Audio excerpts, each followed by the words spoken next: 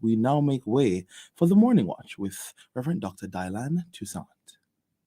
Make sure your child can live life to the fullest. Apply for a Sagicor Life Child Protector Critical Illness Plan today. The time by Sagicor Life is 7 a.m. and be reminded that today's Morning Watch is brought to you by Home and Things, your construction finishes superstore.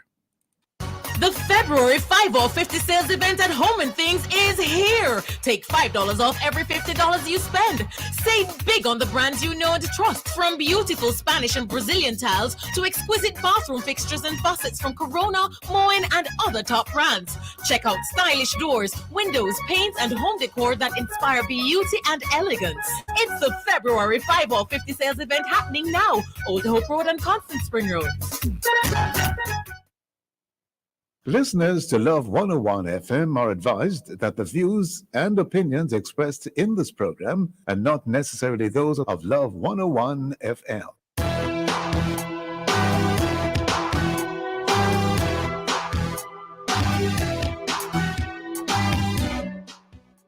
Hello and welcome to the Morning Watch on Love 101 FM. I'm your host, Dylan Toussaint. A special welcome to our listeners on love101.org, and if you're overseas and on the move, U.S. listeners can access us at 712-832-8001. And if you're in the UK, 0330-332-6541, or join us via the Love 101 FM app that can be downloaded from the Google Play Store or the Apple Store. You can also join us on Love 101 FM Facebook and YouTube Live. In the first watch today, porn, school children, and the classroom. In the second watch, help for Haiti. And for our social media question, we ask, what are your thoughts on children having access to and maybe even participating in things of a sexual nature, especially on the school compound? We're asking you to share your responses on our Love 101 FM Facebook page and YouTube channel, and also on WhatsApp 876-997-3125 using the hashtag The Morning Watch. We'll share your responses later on in the program. But before all of that, here's I quote. All right, good morning, good morning. Today's I quote is a inspiration quote, and it's an Haitian proverb. A leaky roof tricks the sun, but it does not deceive the rain. Meaning, a person's mistakes will be exposed sooner or later. Okay, good morning, Joka. Good morning, good morning. How are you? I'm well. An interesting Haitian proverb there, right? Right? Yeah, man, a leaky what? Roof? Right, so a leaky roof tricks the sun, but it does not deceive the rain. And the meaning again? A person's mistakes will be exposed sooner or later. Well, we don't need to add or subtract from that in Joka. That's one thing. All right. The first watch will be back after this break.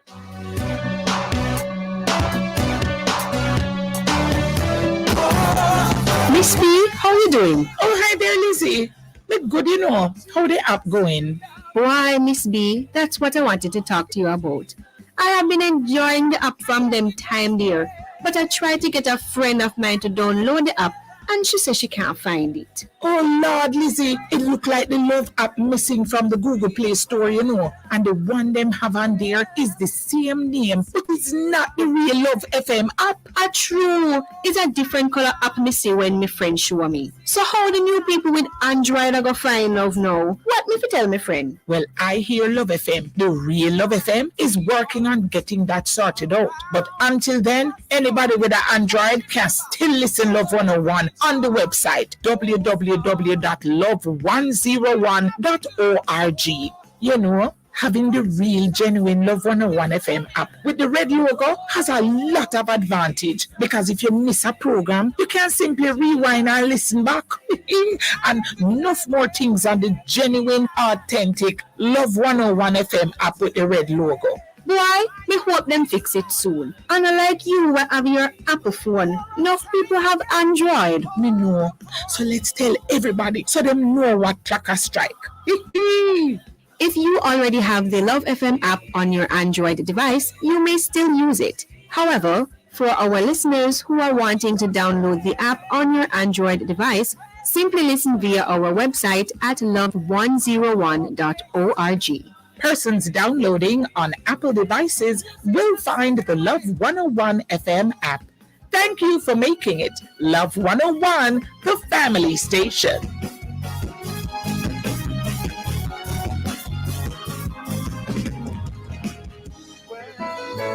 He knows my name.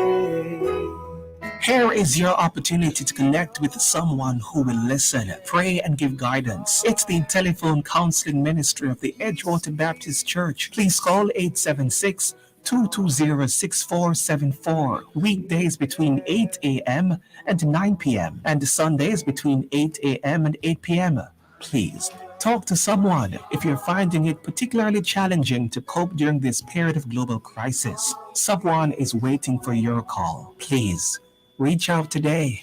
876-220-6474. It's the telephone counseling ministry of the Edgewater Baptist Church. This is a reminder that somebody cares. Endorsed by Love 101. He knows my name.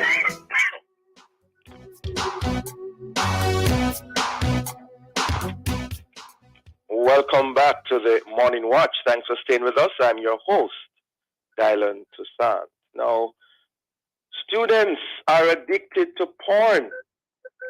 That's a suggestion made by an educator, and it's affecting their learning. Statistical data compiled by Google Trends between February 2022 and January 2023 show that Jamaica is number 6 among countries which have had the most searches for pornographic content on Google. Wow. Well, to discuss these concerns, we have online Mr. Darian Henry, principal of the Montego Bay Community College, and Dr. Sidney McGill, psychotherapist. Good morning to you both. Good morning. Good morning, Sir Toussaint. Good morning, Mr. McGill. Very long time. We haven't seen each other. Okay. All right. Good to have you both on with us. I want to begin with you, Mr. Henry. Now, Mr. Henry, according to a Gleaner report, you recently stated the following at a public forum, and I quote, "We are grappling with the addiction problem, not just on cell phones or media technologies, but addiction to pornographic technologies, and it has become infused with the teaching and learning process." Let me just send you some information on that. Mr. Henry? Today. Yes, I'm here. Okay. No, Dr. McGill, we are hearing you. No. Okay. Yes. So, Mr. Henry, if that quote is accurate, on what basis did you make that statement and why? Yeah. Yes, the quote is accurate. The truth is that there is a crisis, and the crisis has been bubbling. It has been emanating for quite some time. What is true is that our young people have greater access to media-related technologies. They have greater access to cell phones. They have greater access to... There seems to be almost a steroid-like access to the World Wide Web. And so the curiosity that they would normally exercise has gone over into serious territory. It is something that many principals are grappling with, I can tell you. Last week when the story published, two principals reached out to me and said, "Listen, it's a very serious thing. I'm really happy that you brought it to the fore." So it is a real problem. I know that the HFLE curriculum, which has been mainstreamed in the national curriculum for quite some time, I know it has permeated itself across the national curriculum, but I don't think it is having the kind of desired effect that it ought to have, in that there is responsible consumption of media, and our young people are in serious trouble. And what is so serious about it is that it is impacting the learning process. They are distracted. I've seen it. I was a high school principal, and I had to deal with it in significant numbers. Yes, and we've had to utilize various strategies, various life skills techniques to get students to be responsible in their media consumption. But I can tell you, it's a serious problem, and I don't know how the system is going to deal with it, but it has to be dealt with, because we are rearing a generation of young people who are distracted in a significant way, distracted from their learning. We find that parents seem to be desensitized about the ramifications of constant consumption of pornographic material. So, it's a real challenge, it's a real issue. And, I'm happy that there's some focus on it, so we can find the best solutions for our boys and our girls, so they can live wholesomely and they can learn enthusiastically. Dr. McGill? Yes, well, the quote from Mr. Henry mentioned porn addiction. Tell us a little bit more about that from your perspective. What really is porn addiction, and what accounts for this phenomenon? All right, like any other addiction, it gives you some amount of pleasure. So, and I find that persons, once things are going very well or very poorly for you, then this is one way of finding some sense of relief. Because you have a sexual tension that builds up, then you have an orgasm, and then you're calm. So we have to be very careful. I know how we use that term, addiction. If you're going to define addiction, especially if you were to take away the porn, how is that person's life still functional? And so that's an aspect we have to look at. I mean, can you do without it, and for how long? No. As you mentioned about how long, Morning. Dr. McGill? I'm hearing you, yes. Yeah, right. If somebody takes, for example, a 1, 2, 3 look, is that addiction? I mean, how do you determine that it has reached the point of Well, that's how the addiction starts, yes, a 1, 2, 3 look. And then it becomes a 3, 4, 5, 6 look.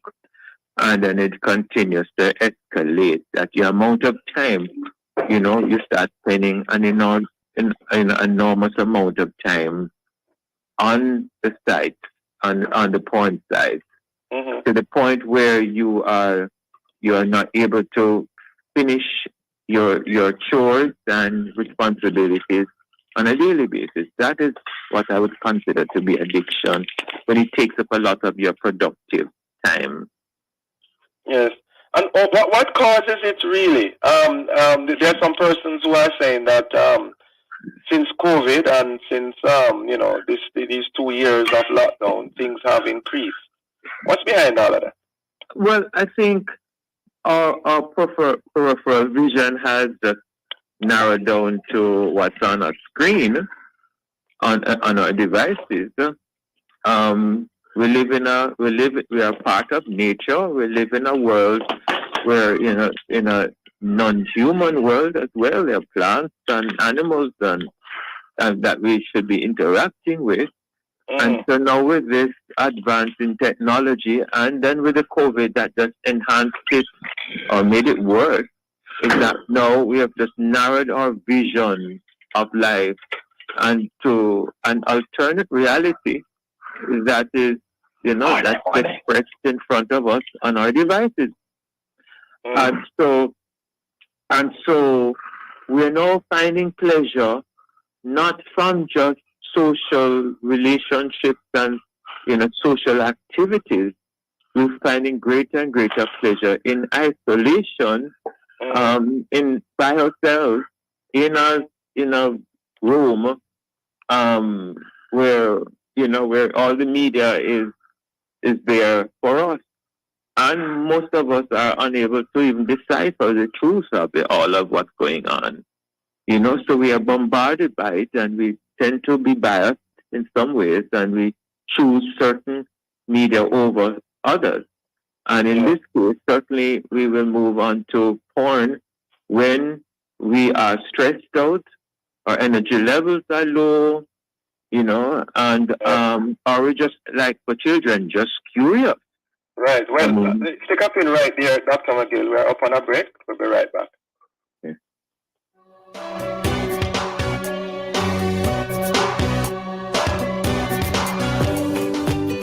From generation to generation, Jamaicans have depended on J&B Bank to make the pride and joy of providing a safe place for their families possible. Now, with no processing fees and no down payment mortgage options, you can open the door to your own sweet home, a legacy to hand to your next generation.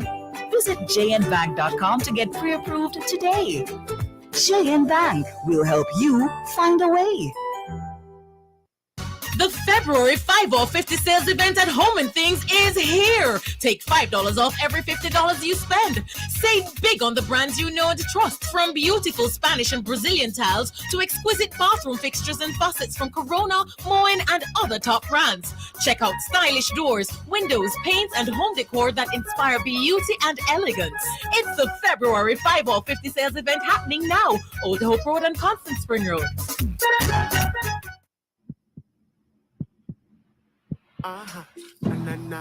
Hey everybody, I'm Ashley. I'm Jakal. I'm Victor. I'm Chantel. And we are The Pulse Podcast. You can find us every Saturday at 7 p.m. on Love 101 FM JA's YouTube channel. Yes, 7 to 8 p.m. And ensure you follow us on social media, Twitter, TikTok, and Instagram at The Pulse Podcast JA. The Pulse Podcast, your weekly source of authentic, Jamaican, faith-based, creative content and edutainment. Culture, creative expressions, and games. This is the Pulse Podcast. Welcome back to the Morning Watch. Thanks for staying with us. I'm your host, Dylan Toussaint, and in this, the first watch, we're looking on porn, school children, and the classroom. And in so doing, we have Dr. Sidney McGill, psychotherapist, and Mr. Darian Henry, principal of the Mobay Community College. Before the break, Dr. McGill, you're telling us about the fact that things have narrowed down in terms of focus, and many of the children are stressed out, and these are some of the causes. Any other? Well, certainly, depending on the person's emotional state at the time. For example, a child who is depressed, a child who is having problems with his or her parents, and and having problems at school, whether bullying or being bullied. I can see that child easily turning to their devices for comfort, and so so much has to do with the parents' oversight of their children. So many parents I see, and this is just my personal view, in that a lot of parents use their devices as a form of parenting. So if it, so that they can have some time for themselves and away from the child. So the device becomes a soother, a pacifier. A lot of time, especially you just watch the typical Jamaican parent with a 3-year-old. Yeah. And you see that it's a soother. So that child is being trained from a year old, to see the device as an important limb or an important part of that person is, that child is. Interesting comments there, Doc. Mr. Henry, how widespread do you think porn addiction is among our schools? And how much, from your perspective, has it been affecting teaching and learning? Okay, great question. I just want to put it in a tripartite context. One, the issue of porn-related addiction, another related addiction affecting our young people, were happening quite a long time before COVID. Right. But COVID lockdown has exacerbated, it appears, on the face of it. And what one has to consider, and this is where I was really advocating the point, that it has to be studied empirically. So we need to find out what are the attitudes involved, what are the issues involved, the variables involved, so we can plan around it and we can meet our young people where we really want to meet them. The second part of the point is that parenting attitudes have changed significantly in the last 50 years, and the data has proven it. Our parents are much younger.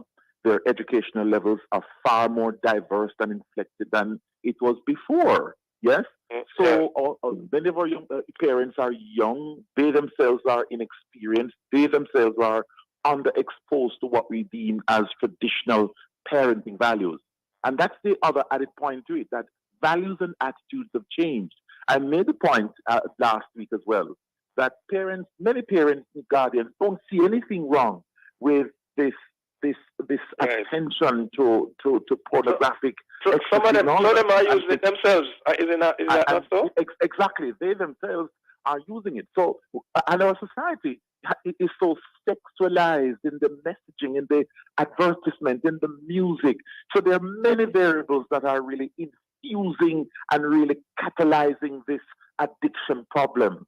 And the third point I really want to make, and I really want to drive home the point, is that we have to ensure that we change our attitudes towards this issue. You asked a question about its impact on teaching and learning. Well, the data has proven it. Yes, the performance levels in the very critical subjects of math, English, those critical related subjects, the performance has fallen off across the board. The outcomes in our CSEC examinations, the outcomes in our PEP examinations, they too are pointing an indication where there is a significant fall off. The data will also tell you that there's a fall off in language acquisition skills and language use skills. These are some of the issues that we are identifying. But as I said before, we need to study very, very closely. The data must drive the methods in which we really attack this problem. We need the data. We need to study it. What we're talking about is really anecdotal. I know from time to time the ministry does their surveys from time to time that deals with, related issues, drug abuse issues, and so on. But I think the issue of pornographic-related addiction has to become centerpiece in data gathering and policy planning so we can really help our young people. Well, Mr. Henry, how do you respond to those who are saying that, why, you guys are making a mountain out of a molehill? That, for years, decades, boys and girls have been looking at pornography, perhaps not with the technology as it is now, but looking at magazines and all of those things. And yet still they grow up to be good, decent citizens. But here's my point now, and I think everybody will agree with me, that the young people that we have now, the generation, this new alpha generation, is a far different breed from the generation. Different breed.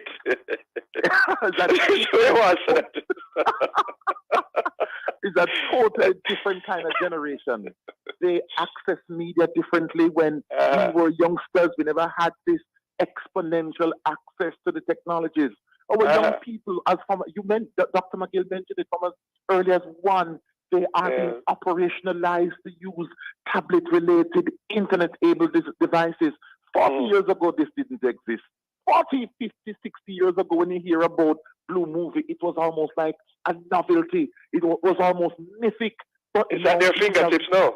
It's at their nimble fingertips. and I wrote a presentation yesterday about the very same thing, about the importance of teaching our young people about responsible attitudes. That's what's important, So we as educators, we as system makers and policy makers, we have to take charge by wielding our influence through policy to helping our young people be responsible. Yes, the media technologies are not going away. In fact, it is going to double down in terms of its intensity. But even as it doubles down, we still have a society that we have to sustain. We have to sustain our society.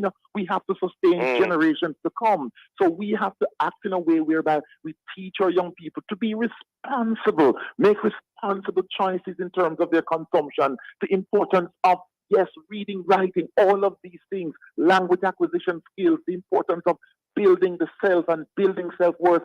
These are important things that must counter this addiction problem. Dr. McGill, are there any demographics that we need to bear in mind in regards to porn addiction, gender, age, address? No, I don't have that with me. I don't have that with me. But again, anecdotally, don't they say males are perhaps more? Is that really true? That males, I mean, men and boys are more, more. Yes, sir, Toussaint, because males are far more visual. I think they're visual intuitive. If it's more, you'll find the males are more curious than the females. Certainly at the the peripubertal period there, from about 12, 11, 12, 13, around that time. Yeah, you'll find that boys are going to be ones who are going to want to watch, want to see what's out there. Sight stimulated, yes. Yes. And boys are, sight stimulated. Right. The girls will watch it, but there's this generalized inhibition initially, unless those girls were sexually molested. And as you well know, about 1 in 3 girls tend to be molested in some ways. So they would be more sensitized to anything that has to do with sex and sexual activity. Right. So, but then to understand worldwide that child porn is one of the fastest growing online business. Right. And most of the victims are 10 years old and younger. Yes. And then it has to, we can't just only focus on the porn, we have to focus on why. And as I said before, porn watching or addiction is linked to depression, anxiety, and child molestation. There are other reasons, but those are the main ones that come to mind. Yes. And then our attitude towards sex and sexuality in this country is something that we're going to have to look at as well. The silence, a child gets molested, but it is, she doesn't feel comfortable to talk to her mother about it. And so for years, this child has to deal with the hurt and the harm of this childhood sexual experience, or anxiety and the church and how the church deals with sex. Right. It's also something that we have to look at. The taboo nature of it.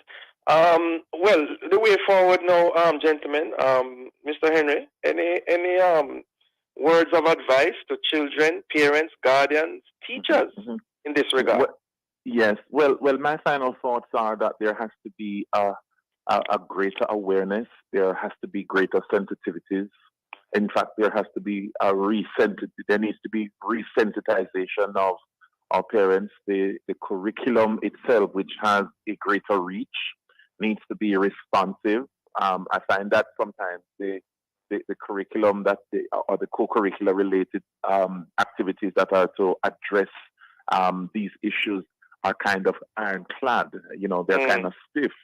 So it has to be far more responsive.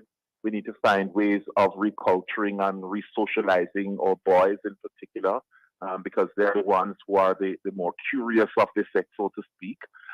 We have to find ways of really reaching them and influencing them into positive attitudes about themselves, positive attitudes about sexuality.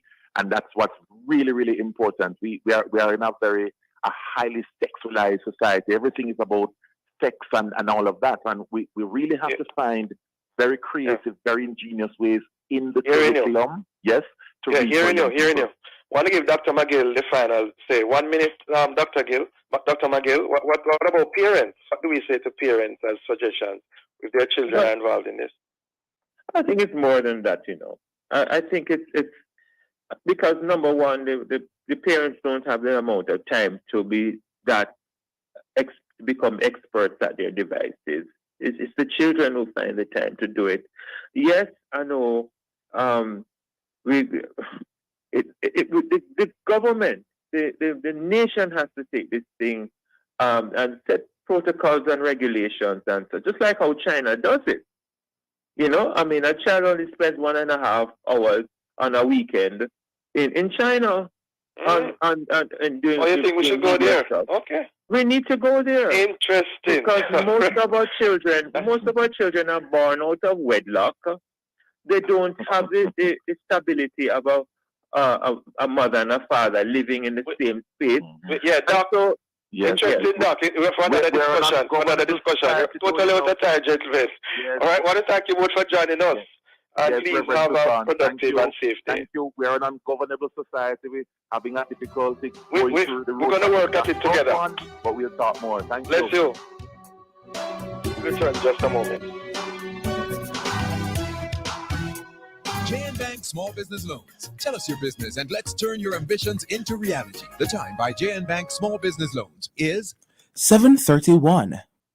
Just get one tax assessment, and it's still too high even after me object. Me think we should appeal it to the RAD, cause this no right. And that's his right. The Revenue Appeals Division hears appeals of taxpayers disputing a tax, customs, or land valuation assessment. The process is simple and free. For more information, visit mof.gov.jm. The RAD's offices at 12 Ocean Boulevard, Kingston, or call 932-4993. The Revenue Appeals Division, driven by purpose, learning with intent. They're full of life. You're full of love. They're carefree. You care more. That's why we created Child Protector, a critical illness insurance plan from Sagicor Life. It provides coverage for your child in the event of 15 critical illnesses, hospitalization benefits, life insurance, and investment benefits. So make sure your child can live life to the fullest. Apply for Sagicor Child Protector today. It's Love 101's 30th anniversary under the theme 30 years of music, family, and love. The celebration has begun with the 30 Days of Love Challenge. Today is day 25, Wednesday, February 8. Here's your assignment. Write a poem for someone, regardless of your poetry talent level. Listeners, would you like to be disease-free in 2023? Then join Complete Healing Gospel Medical Missionary Training February 12 to March 26.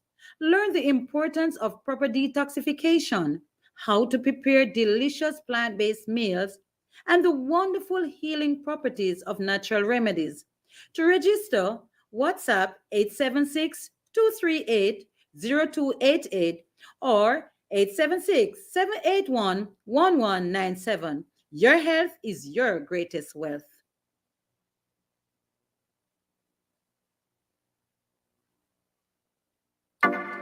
Yeah. After 4 months of a thrilling competition, only the strongest will reign. The finals of the Alive Bible Challenge 3.0. Who will walk away with the title? Will it be challenger Anthony Bryan, or will challenger Akeem Gordon turn out the victor? Tune into the Alive Bible Challenge ABC Finals Inside Alive this Wednesday, February 8 at 2:45 p.m. and find out.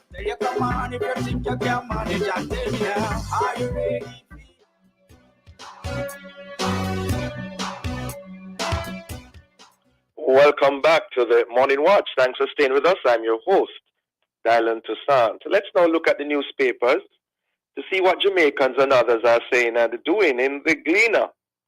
Man charged for murder of British visitor linked to other crimes. And also we see prosecutors, cops reviewing SSL fraud evidence. In the Observer, Police responsible for most fatal shootings in 2022.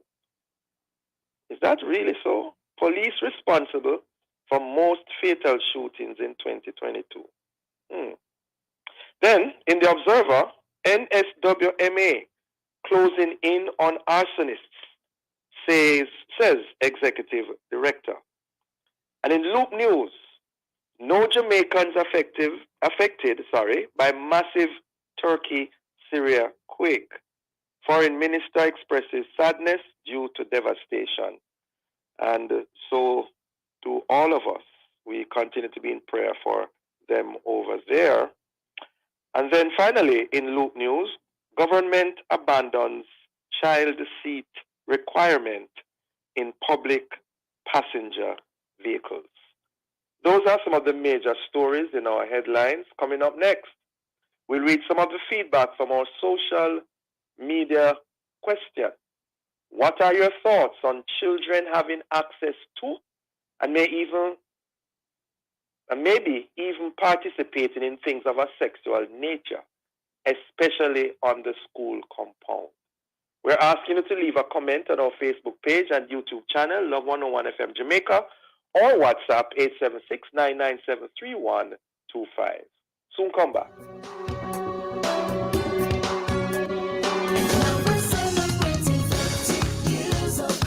Love 101 is celebrating 30 years of service to Jamaica and the world. 30 years of music, family, and love. The Lord has helped us all this way, and we are so grateful. The service of Thanksgiving will be held on Sunday, February 12 at 8 a.m. at the Faith Cathedral Deliverance Center with host pastor and speaker Bishop Harold Blair. That's the Love 101 FM's 30th anniversary service of Thanksgiving, Sunday, February 12 at 8 a.m. Join us on social media and on Love Television at 8 a.m. and at 9 a.m. on radio. Love 101, 30 years of music, family, and love. The Lord has helped us all this way. We're celebrating 30 years of love. We're celebrating 30 years of love. After 4 months of a thrilling competition, only the strongest will reign. The finals of the Alive Bible Challenge 3.0. Who will walk away with the title? Will it be challenger Anthony Bryan, or will challenger Akeem Gordon turn out the victor? Tune into the Alive Bible Challenge ABC Finals Inside Alive this Wednesday, February 8th at 2:45 p.m. and find out.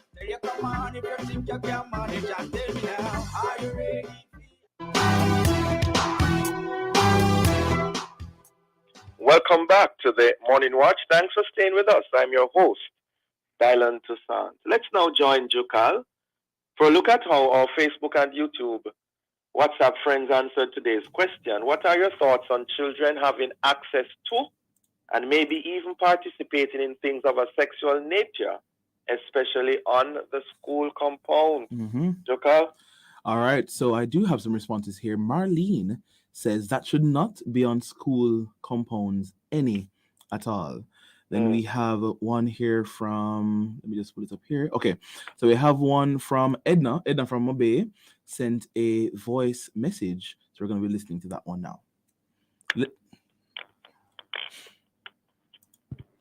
Good morning watch team. I think, these devices had become sitters for our children, and children are seeing all kind of stuff. Children them don't know that it is bad for them, but they are not. Some of them are not monitored, and they're gradually watching these stuff from a tender age, and it go up in them, and it's taking them over. Parents have to be more careful. Parenting, well, the level of parenting has been broken down to a certain extent, and it's not good for our children. It's not good for society. Parents have to play their role. Yes. All right, that is from Edna from Mobay. And then Little Renee says, well, I do not know about that still. So, and those are the responses that I have here on WhatsApp. All right. And of course, the highlight of it, parents need to play a greater role. Right, correct. Right, we want to thank our responders And thanks to you, Jakal, for reading. All right. As we now segue into the second watch, PBS.org on February 4 reported that the island nation of Haiti has moved closer to the brink of collapse. Then on February 6, a Gleaner article declared that Haiti's prime minister formally appointed a transition council charged with ensuring that long-awaited general elections are held in a country with no democratically elected institution. So what's really happening in Haiti since the assassination of its then President Moïse in 2021? Who is being affected and in what ways? And what does Haiti need or don't need? Well, to discuss these and other related issues, we have joining us this morning Dr. Julio Volsi, President and CEO, Teen Challenge Haiti, and Senior Pastor of Rendezvous Christ Church, and Ambassador Curtis Ward, former Deputy Representative of Jamaica to the UN and Attorney at Law. Good morning to you both. Good morning. Good morning, sir. How are you? I am well. Good morning, Ambassador. How are you doing? I'm here. I'm thankful. Great. Do we have Dr. Volsi on? Dr. Volsi? I'm not hearing him. Okay. All right. Ambassador Ward, still there with us? Yes. Great. All right. We hope to be joined by Dr. Volsi at least in terms of hearing him. Well, from your perspective, Ambassador, how bad are things in Haiti today, and how did it arrive at this point? Well, I can only speak from the reports that I've seen coming out of Haiti and reports about Haiti because I'm not there on the ground. But there's no question that even before President Moïse was assassinated, the situation in Haiti was deteriorating very fast. And the gang violence and killings were very rampant. Since President Moïse's assassination, things have gotten significantly worse to a point where there is very little law and order. The National Police Force has been severely challenged, under-resourced, underfunded, undertrained, under-equipped to deal with the level of gang violence in Haiti. We had a situation where sections of Haiti were controlled. And when we say controlled by gangs, we mean law enforcement couldn't even go into those areas. And the gangs determined the daily life of the people under their control. The government had absolutely no control over Haiti. And they are gradually trying to get that back. But like I said, the national police is challenged, and Haiti's law and order institutions, the judiciary, is practically inoperable. There is no parliament because they haven't had an election in years. The president himself not elected, nobody elected, but the institutions that support democracy and law and order have totally broken down. And that is the situation we have in Haiti right now. And well, so how did we arrive here? I mean, what happened?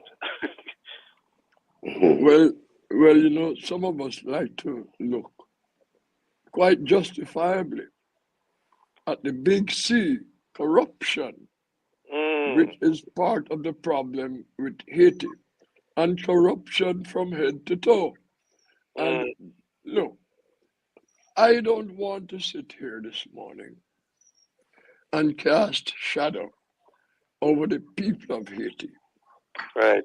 But I will not hesitate to cast shadow over the leadership of Haiti. And that leadership is not of today. That is the leadership that has emerged in Haiti over many years. And it is from the leadership that the people of Haiti take their cue. And so when we speak of corruption, we know that there are several prosecutions outside of Haiti of corruption officials. Within Haiti itself, because of the lack of accountability. Tell you they what, do. Ambassador Ward, I'm so sorry to, interrupt your train of thought. We're up on a break. We'll be right back.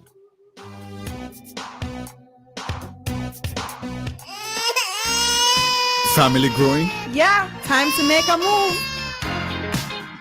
Turn down the music, man. Need your own space? Time to make a move. Make your move with a mortgage from Sagicor Bank. Get an affordable interest rate, discount on home insurance, plus a $2 million line of credit that you can use to fix up, furnish, or add your own personal touch. Apply for your mortgage from Sagicor Bank and make your move. Conditions apply. Time on Love 101 is just about 7:46 a.m. The February 5 off 50 sales event at Home and Things is here. Take $5 off every $50 you spend. Save big on the brands you know and trust, from beautiful Spanish and Brazilian tiles to exquisite bathroom fixtures and faucets from Corona, Moen, and other top brands. Check out stylish doors, windows, paints, and home decor that inspire beauty and elegance. It's the February 5 off 50 sales event happening now. Old Hope Road and Constant Spring Road.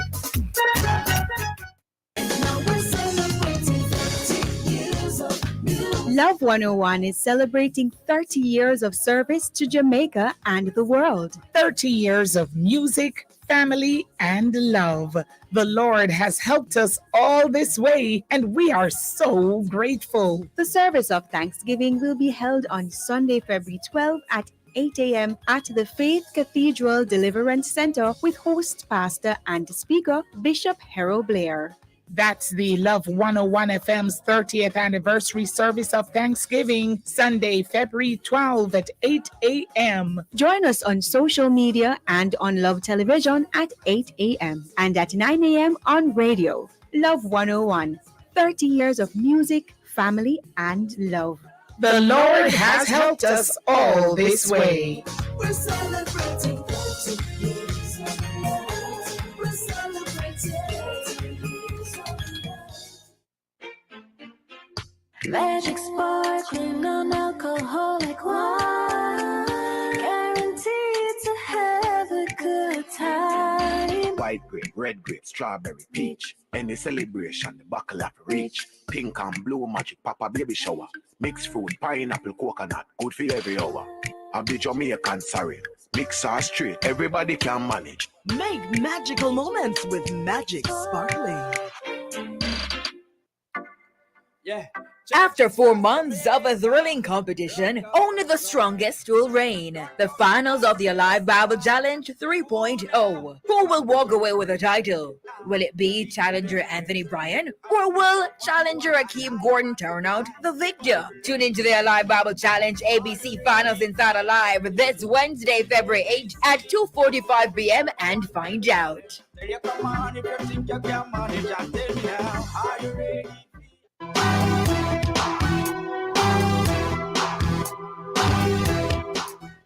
Welcome back to the Morning Watch. Thanks for staying with us. I'm your host, Dylan Toussaint. And in this, the second watch, we are seeking help for Haiti, as we have online Ambassador Curtis Ward and Dr. Julio Volsi. Before we get back to you, Ambassador Ward, just want to bring in Dr. Volsi. Are you there? Yes, I'm here. Great. Good to have you with us. We're looking on the how things have evolved in Haiti and asking how did it arrive at this point from your perspective. You want to just share your initial thoughts with us? Well, thank you, Dr. Toussaint, for having me in your show this morning. And greetings to the entire Level One fans, and also some of my good friends in Jamaica. I think Ambassador Curtis said it well. It's purely corruption, and my teaching or belief as a Haitian who's been pretty much involved in the things of this country when it comes to ministry. I also believe that it's also a lack of leadership because it's unfortunately most Haitians who are involved in the things of this country, they forgot that it has been it's a responsible. Therefore, they are managing something for someone else. Because I'm a believer, I believe that everything starts, and end with God. So they have been called in a position of leadership. It's a responsibility that they have, and also it's temporary, and they are accountable. So there's no accountability in the country of Haiti, and as a result, well, we end up where we are. So it's everything to do with corruptions, because the country itself has no accountability when it comes to those who are leading this beautiful country. Mm. Ambassador Ward, yeah, you're talking about corruption as well. Don't know if you want to say anything more on that. Well, I was speaking of corruption, but I also, like Dr. Balsi, I spoke of lack of accountability, because the law and order and democracy is not part of the construct of Haiti's political system at the moment, and that is really one of the major roots of the problems Haiti faces. Yes. Yes. Your views on the PM, the Prime Minister's recent announcement that Jamaica's security forces could be part of a CARICOM delegation to help stabilize the situation in Haiti. Begin with you, Dr. Valsi, and then come back to Ambassador. Well, I mean, insecurity is the major problem in the nations right now. The Haitian people, they have no life. They can't function. It's terror. They're afraid. So therefore, we believe that an international military cooperation, like I said, cooperation, not intervention, for me, will be the part of the solution for our actual situation. Now, in cooperation, in relationship with the Haitian government, especially the police force, although they don't have the right equipment, they don't have the right training. But I believe that with any international cooperation or a partnership, that will create momentum among the police officers. It could be an opportunity for them to learn. But I think one of the things that a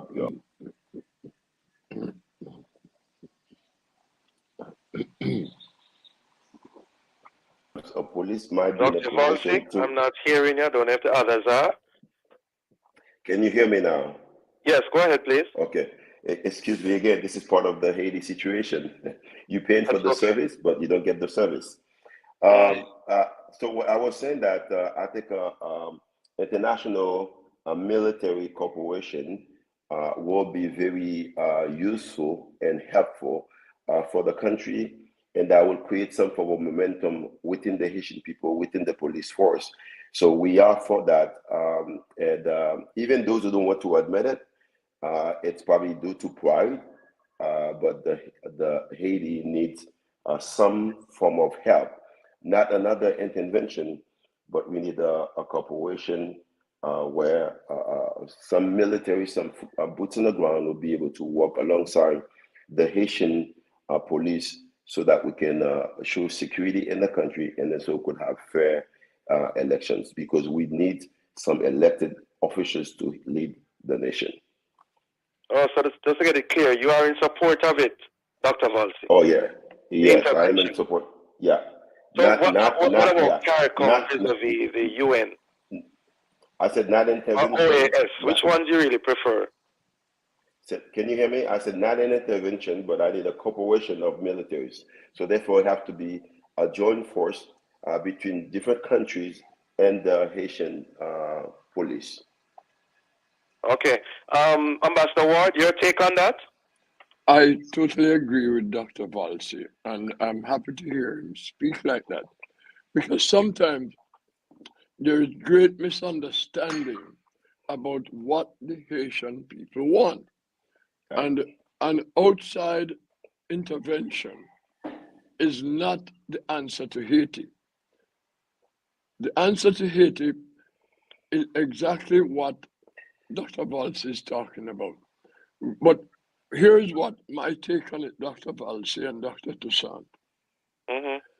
I had been hoping to hear this kind of statement from the Jamaican Prime Minister for a long time.